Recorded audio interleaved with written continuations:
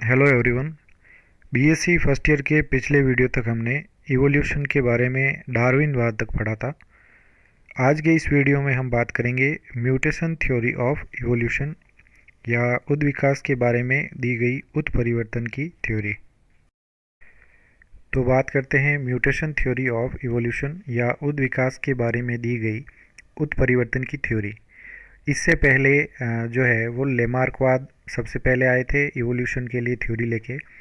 उसके बाद में डार्विन आए थे जिन्होंने ये बताया कि उत्विकास जो है वो किस प्रकार से हुआ था। लेकिन उनको करेक्शन करने के लिए तीसरी जो थ्योरी है वो दी गई म्यूटेशन थ्योरी।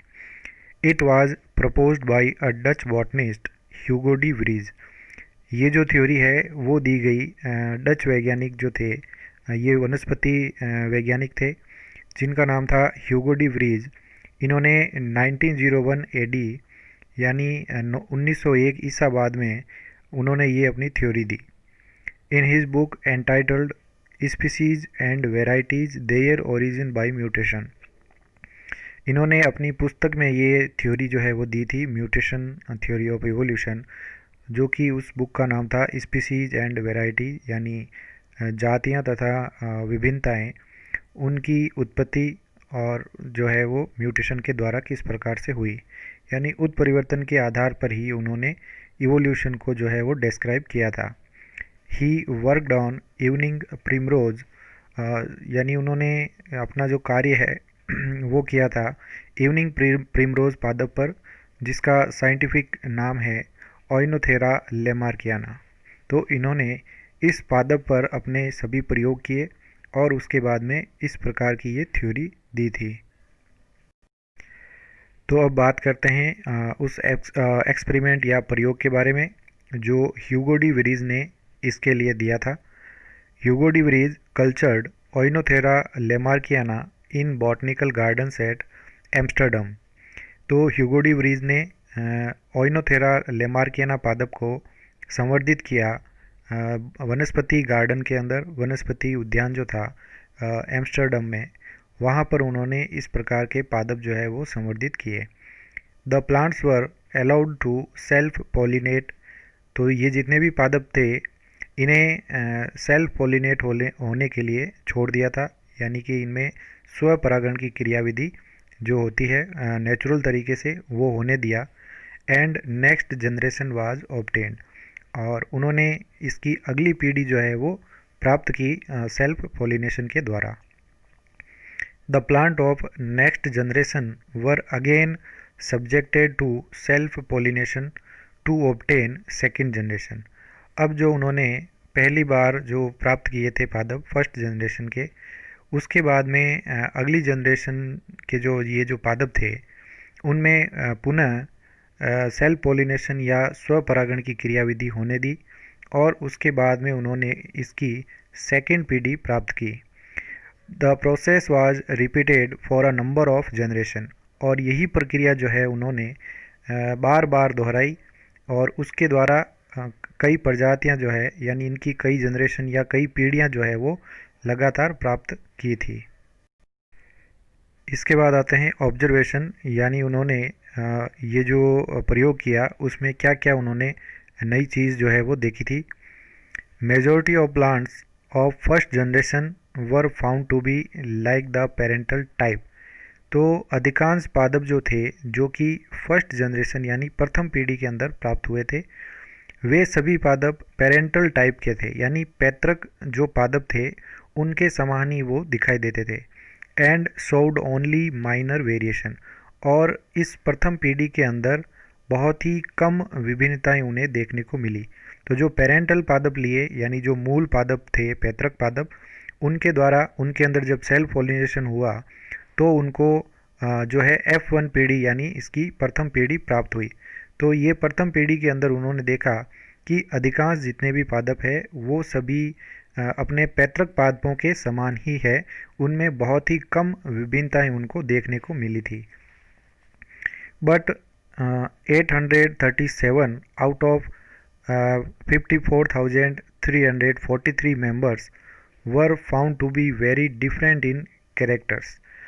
तो उन्होंने जितनी भी पीढ़ियाँ प्राप्त की तो कुल उनमें पादप जो है उनको 54,343 जो है पादप प्राप्त हुए, और उनमें से 837 पादप ऐसे थे जो कि कंप्लीटली अपने पैतृक जो पादप थे उनसे अलग जो है लक्षण प्रदर्शित कर रहे थे। तो 837 पादप ऐसे थे जिनके लक्षण पैतृक पादपों से मिलते जुलते नहीं थे। लाइक फ्लावर साइज, यानी इनमें फूलों का जो आकार है वो अलग था, उनका शेप या आकार अलग था।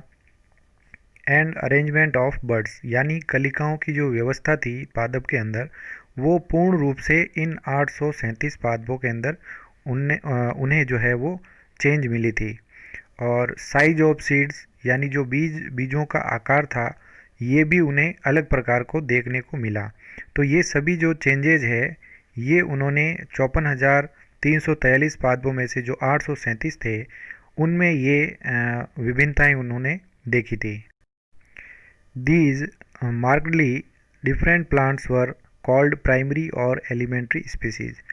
अब ये जो 837 अलग प्रकार के पादप उन्हें जो प्राप्त हुए भिन्न प्रकार के, उन पादपों को उन्होंने प्राथमिक स्पीसीज या प्राथमिक जाति जो है कहा था।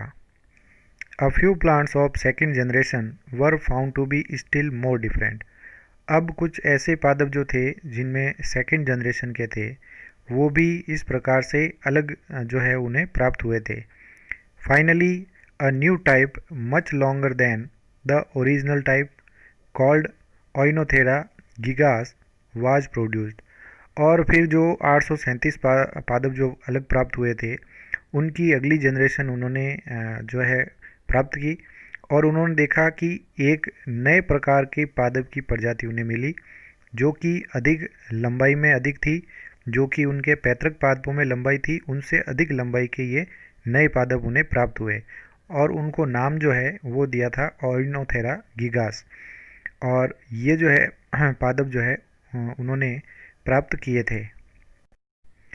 He also found the numerical chromosomal changes in the variants। तो ऐसे जो वेरिएंट प्राप्त हुए थे उनमें उन्होंने देखा कि उनके अंदर जो गुणसूत्र थे उनमें संख्यात्मक परिवर्तन जो है उन्हें प्राप्त हुआ।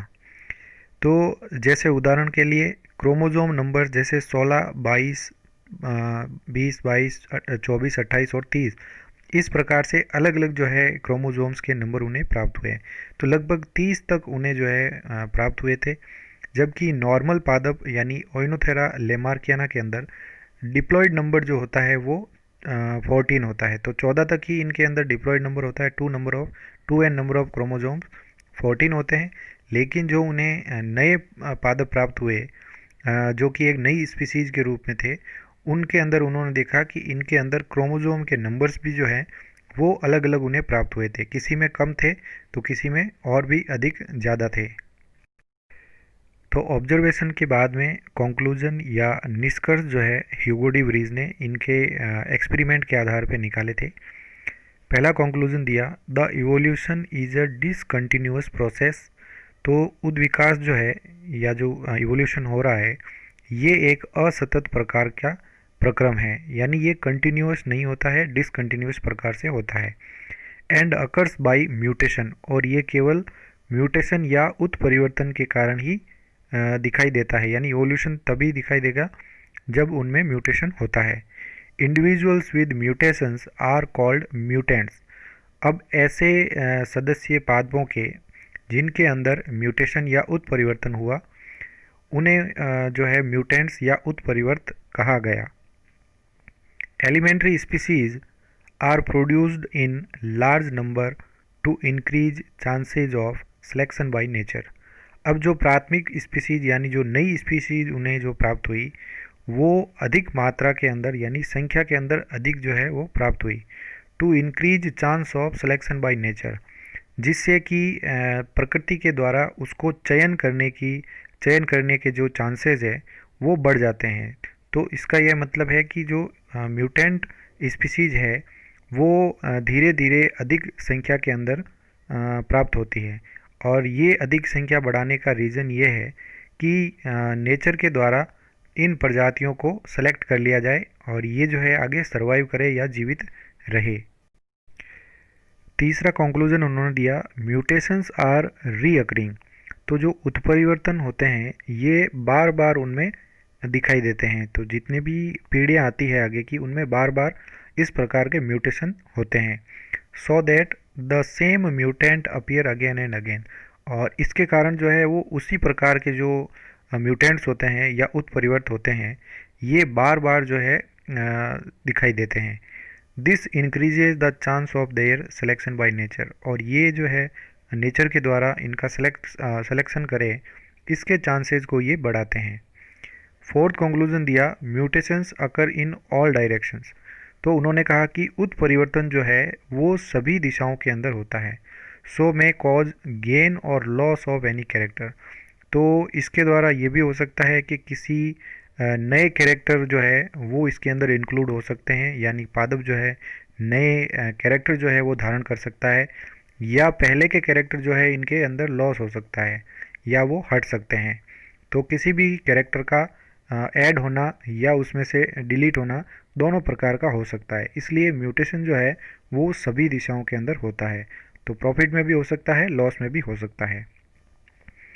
Mutability is fundamentally different from fluctuations. तो म्यूटेबिलिटी जो है यानी उत्परिवर्तन होने की जो क्षमता है ये मूल रूप से फ्लक्चुएशंस जो होते हैं उनसे ये अलग है। फ्लक्चुएशंस जो होती है वो छोटी और डायरेक्शनल चेंज होते हैं, यानी एक दिशा के अंदर ही ये परिवर्तन होते हैं। कोई भी अगर कैरेक्टर के अंदर फ्लक्चुएशन अगर देखने को मिलता है तो उसमें बहुत ही थोड़ा और एक दिशीय फ्लक्चुएशन होगा। लेकिन म्यूटेशन के अंदर क्या है कि ये म्यूटेशन जो है किसी भी दिशा के अंदर हो सकता है। तो म्यूटेशन के कारण कैरेक्टर्स आ भी सकते हैं नए, और पहले से उपस्थित कैरेक्टर जो है वो डिलीट भी हो सकते हैं। So according to mutation theory, evolution is a discontinuous and bouncy process. तो इस म्यूटेशन थ्योरी के अकॉर्डिंग इवोल्यूशन जो है या उद्विकास जो है एक असतत प्रकार का और एक बाउंसी प्रक्रिया है, in which there is a jump from one species to another. तो इनके अंदर देखने को मिलता है कि एक स्पीसीज जो है दूसरी स्पीसीज के अंदर जंप करती है, यानी अचानक से ही दूसरी स्पीसीज को बना देती है। That new species arises from pre existing species. तो जो नई प्रजाति बनती है वो पहले से उपस्थित प्रजाति से ही बनती है। इन अ सिंगल जनरेशन, किसी एक पीढ़ी के अंदर, and not a gradual process है। ये धीरे धीरे जो है इनमें परिवर्तन नहीं होता है, ये अचानक से ही नई स्पीसीज का निर्माण कर देते हैं। और ये बताया था कि इनमें धीरे धीरे परिवर्तन होते हैं, ये प्रपोज किया था लेमार्क और डार्विन ने। तो डार्विन ने कहा था और लेमार्क ने भी यही कहा कि धीरे धीरे जो है प्रत्येक जीव के अंदर इस प्रकार से नई स्पीसीज जो है वो बनती है। लेकिन इसके द्वारा जो ये थ्योरी दी गई ह्यूगो डी व्रीज के द्वारा, उन्होंने ये कहा कि अचानक से ही किसी एक स्पीसीज से दूसरी स्पीसीज अचानक ही बनती है। ये धीरे धीरे जो है प्रोसेस इनमें नहीं होता है, ये अचानक से ही प्रकट हो जाती है। Thank you so much. अगले वीडियो में हम नियो डार्विनिज्म यानी नव डार्विनवाद के बारे में पढ़ेंगे।